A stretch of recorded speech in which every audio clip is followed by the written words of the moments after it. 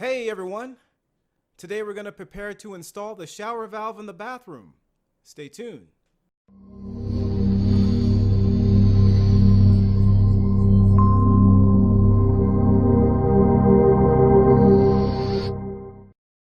Alright, so today's task is going to be to replace the shower valve here. You can tell this one is really old. It's got a lot of corrosion on it, and there's corrosion on the piping here. So as a side note, most likely what I'm going to have to do is also replace some of the copper pipe in here too. One of the reasons why I'm doing that is because you may have seen a picture that I posted, or some pictures I posted, of a pinhole leak we had in the closet. And all the piping in this house is about 43 years old, so that made me a little bit nervous. And I decided that it's probably going to be best to either try to clean this up or just go ahead and replace all the copper in this area. So before I put the shower valve in, I want to cover some measurements. That's going to include the measurement from the top of the tub here to the tub spout, and then from the floor to the shower valve, and then also from the floor to the shower head up above. So let's start with the tub spout. And the current measurement is about 7 inches from the top of the tub to the tub spout. The range that I've seen out there is typically around 4 to 8 inches. I'm probably going to go with around 6 inches just to kind of fall in the middle there. And a lot of these measurements that I'm going to mention here are based on personal preference, so just kind of do what you feel is best. But I probably wouldn't go too high with the tub spout so you don't have water, potentially getting onto your floor. So just think about that. Now when we come up to the shower valve, the typical measurements that I've seen from the floor to the shower valve is about 28 to 36 inches, in that range. So the top of the tub is 14 inches from the floor. So if we go from the top of the tub to the shower valve, we've got 12.5 inches. So 26 inches roughly total there. I'm probably going to be more in the 32-inch range. I've seen, like I said, 28 to 36. So come up 18 inches from the top of the tub, and that puts us about right here. So that'll allow, it's kind of a median height for someone who wants to take baths. They can reach up and grab the controls pretty easily, but also it's good for somebody who wants to stand up and take showers. So that's why I thought about 32 inches. The other thing you're going to want to think about is the profile of the people in your home. So if you have a lot of tall people, you may want to have your shower valve a little bit higher. So just think about your situation and do what you think is best. And lastly, let's talk about the shower head height. Now, we talked about the top of the tub being 14 inches from the floor. So if I measure this right now, we are at about, let's see here, it looks like 63 inches from the top of the tub. So 63 plus 14 is 77. And the range that I've seen is anywhere between 72 and 80. Again, if you have tall people in your home, you're going to probably want to set that fairly high. The other thing to think about is that you're going to probably most likely have some sort of an elbow coming out of here that's going to drop down. So keep that in mind. So I'm going to probably stick with what I have right now, which is around roughly 77 inches off the floor. This is the shower valve. It's the Groa 35015001 pressure balance valve. And the purpose of a pressure balance valve is to equalize the hot water and cold water pressures. So as an example, if someone were to turn on the faucet or flush the toilet while you're taking a shower, it'll closely maintain that current water temperature in the shower. The valve comes with a set of instructions that are mostly pictures. There is some information about suitable water pressures and materials to use when you're installing it. The other popular type of valve is a thermostatic valve. According to PlumbingSupply.com, thermostatic valves typically have 2 separate handles to control the water temperature and volume respectively. This gives you better control over max water temperature, which is especially useful in homes where children and the elderly are present. This valve is made of brass and it feels pretty substantial, which I hope also translates into good quality. On the front of the valve, there's a plastic cover that should remain in place throughout the installation. On the left, there's a minimum depth marker, so the valve will sit further forward in the stud cavity if the minimum depth is used. On the right, there's a maximum depth marker, and the valve will sit further back in the stud cavity if the maximum depth is used. Also on the front of the cover, there's a leveling needle for making sure the valve is nice and level. I'm still going to use a standard level to double check it though. There are 4 ports. The 2 vertical ports are for the shower head and the tub spout respectively. And then the horizontal ports are for the water supply. If you ever have to replace the valve's cartridge, there are 2 stops for turning off the water supply to the valve. And this prevents having to turn off the water supply to the whole house. Lastly, a nice feature is the bracket that's attached to the back of the valve with 2 mounting holes. I almost forgot to mention that there is a brass cap included in the box, and this is used when you want to run the shower valve in a 3-port configuration. So you can use this cap to close off either the shower outlet or the tub outlet. Alright, so let's go over some installation options with regard to installing the shower valve. And the 2 most popular materials you're going to use to install a shower valve will be PEX and copper. So I'm going to take these one at a time. I'm just going to go over real quick some of the recommendations though in the instructions, and one of them is that you should run 1/2 inch copper for the shower head and then also 1/2 inch copper for the tub spout. So those 2 connections should be 1/2 inch copper. The other option, if you decide you want to go with PEX, because PEX is a little bit easier to work with than copper, is that you can go with a 3/4 inch PEX, and that will satisfy those instructions. One of the reasons why you don't want to use 1/2 inch PEX is because if you look here, the inside diameter of these 2 pipes is different. This one is actually a little bit bigger. And what can happen is you can have water backing up into your shower head when your shower head is not in use, and it'll dribble out the shower head. So that's why they recommend using copper 1/2 inch or 3/4 inch PEX. Alright, so let's start with PEX. And so as you can see here, I've got a lot of components laid out on the table here. So one thing you're going to want to do is you're going to have some sort of adapter to connect up to this shower valve. So here's an example here of an adapter. This is a 1/2 inch by 1/2 inch FNPT adapter.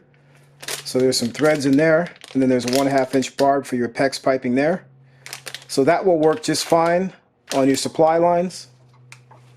And for your tub spout and your shower head, you're going to want to use a 1/2 inch thread size over here by 3/4 inch barb, so you can connect up to 3/4 inch PEX. So they do actually have that at Home Depot. I was there and I saw that there.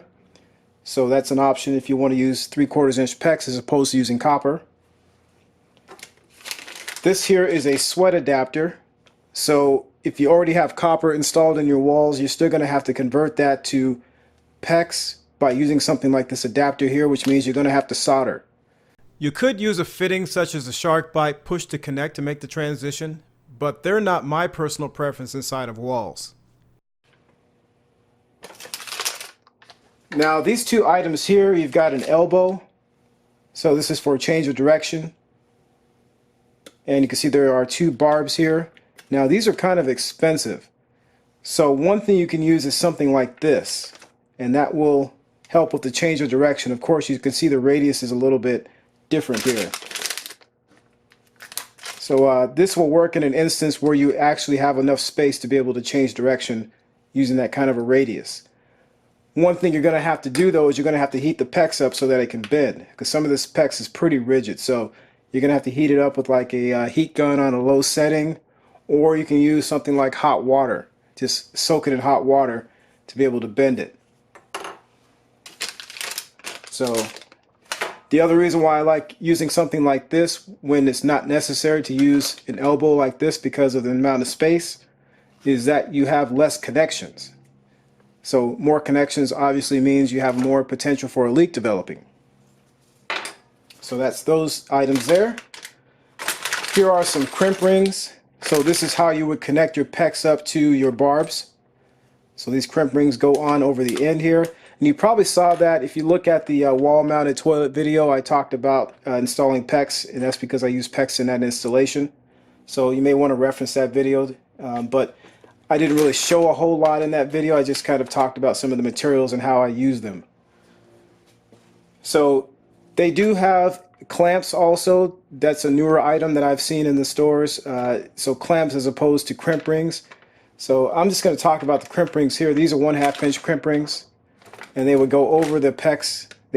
You have to have the crimp rings about 1/8 of an inch back from the end of the pecs here. And like I said, this would go over the barb. Then you'd use a tool like this. This is the Sharkbite 23251, and this is a pecs crimp tool. It does 1/2 inch and 3/4 inch pecs. So you can see there's your 1/2 inch and your 3/4 inch.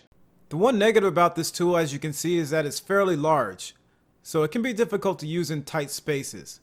In those instances, you'll have to do some crimping outside the wall. This here included with that tool is the go no-go gauge. So how this works is after you crimp your crimp ring, you find your 1/2 inch setting, which is right here. You slide that over your crimp ring, and if it doesn't fit over the crimp ring, then you have not crimped it enough and a leak could develop if you don't take care of it. So what you would do is just grab your tool and redo your crimp. So that's the go no-go gauge. These are some clamps, so if you want to attach your pecs to a wall to support it, that's what you use something like this here. And lastly, this is a tool that I ended up buying because I had a leak in one of the lines and I had to take the crimp ring off. This is a PEX ring removal tool, 23055. I think this was like $20 for this. So it can get pretty expensive up front to use PEX, but if you have all the tools, in the long run, you're going to save probably quite a bit of money over copper. Alright, so I'm most likely going to use copper. I haven't quite decided on that just yet. I may use a combination of the two materials, but I'm thinking copper here. So here's the 1/2 inch copper pipe, and that would go inside here. And then you would just sweat it on using a torch and some solder. You can also use a threaded copper fitting. In our case, thread sealant and or Teflon tape should be applied over the valve's male threads, with the Teflon tape being applied first if both materials are used. Here are some other fittings. This is an elbow for making turns. This is a coupling that has a stop on the inside of it if you want to connect two sections of pipe together. Here's a T. Pretty self-explanatory. And this here is for supporting the copper pipe. Just as a side note, you don't want to use this kind of a support for your PEX, and that's why you have something like this made out of plastic, because this can be a little bit too rigid for PEX and it can actually cause damage. This here is a drop ear, and this is for sweating on copper. You can see there the copper would slide right inside there. And they also make one for PEX that has a barb on it. So PEX has come quite a long ways, and if you can get around not having used copper, you just want to get a DIY project done at home, it's probably a good idea to use PEX.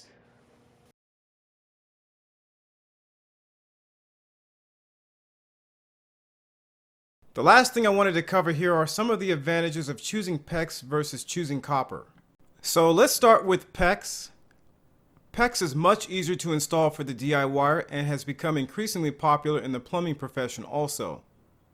PEX is more flexible than copper, so you can install it more easily in places copper would be very challenging to install. It's cheaper than copper and won't fluctuate in price like copper potentially will. It's more corrosion resistant than copper, as copper can develop pinhole leaks over time, as you've seen in some of the pictures I posted. And lastly, it can also be installed when there's water in the line. Now let's move on to copper. Copper is time tested and it's been around for generations, so it's a fairly known quantity. It's also more puncture resistant and thus more rodent resistant than PEX. So if you have issues with rodents in your area, you may want to consider copper instead of PEX. While I don't currently have any issues with rodents in my house, I have had some issues in the past, which is one of the reasons why I'm leaning more towards copper than PEX. Copper is also more resistant to UV rays, as PEX can break down when exposed to UV. So these are just some of the advantages of each material that I consider when doing my investigation, and hopefully this will help with your decision. See links in the description below Like and share the video and subscribe to the channel. And don't forget to check us out on social media. And thanks for watching.